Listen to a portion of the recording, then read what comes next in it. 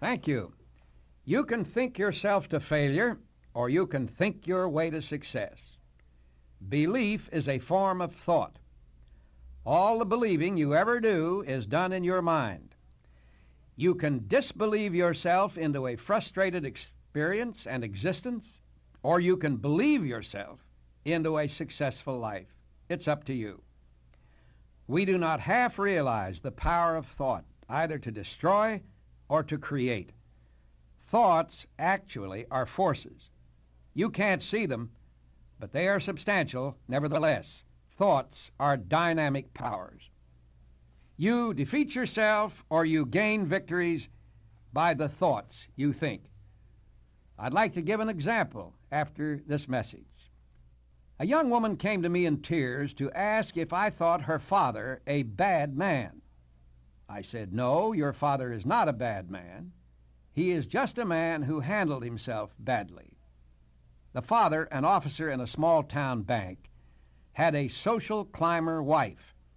She harassed her husband for more clothes, bigger house, better cars, furs, and what have you. The financial pressure on this man, as a result, became acute. He was a moral man who would never think of dishonesty, but he did think of it, and that tripped him up. One night, a thought flashed up in his consciousness.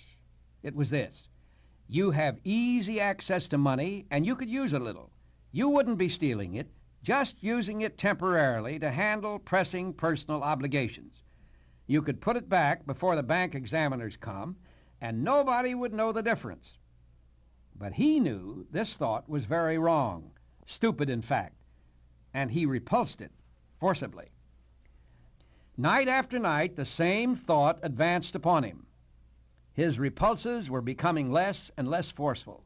And finally, one night, the thought had grown so strong and beguiling that the man's fingers reached out and performed the act which his mind had been building up. The inevitable happened. His borrowing was found out. The poor fellow is now serving a 20-year term in the penitentiary. No, not a bad man.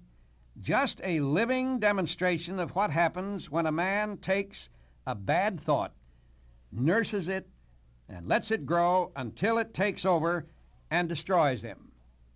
All destructiveness, all failure originates in thought.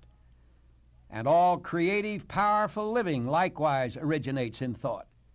So, get a good thought. Build it up. Develop it. Cultivate positive thought. Make it grow. Don't let it stop on a minimum level.